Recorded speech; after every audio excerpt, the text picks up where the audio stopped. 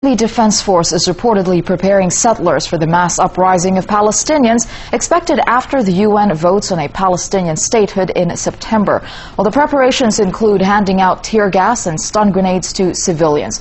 RT's Paula Sleer has more on how Israelis are bracing themselves for what they see as imminent unrest. The Israeli army is preparing for what it's calling Operation Summer Seeds. It is preparing for September, when it's widely expected that the United Nations General Assembly will vote in favor of establishing a Palestinian state. Now, the army has identified red lines around every settlement in this country. What this means is that as Palestinian protesters approach a settlement, at first they will be fired at with tear gas. If they then continue to approach closer to the settlement, soldiers will be given the order to fire at their feet and use any other kinds of means they feel is necessary for dispersing a crowd.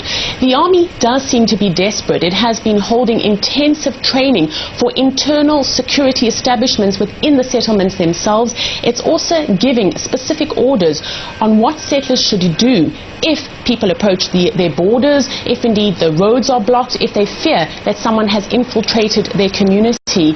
It is also a growing fear here that come September there will be shortages in fuel, gas and groceries, particularly within the settlements. And to this order, settlers have been given the instruction to stock up now. The working assumption of the Israeli defense establishment is that come September there will be violence, there will be confrontations between Israelis and Palestinians, there will be what is being termed here public disorder.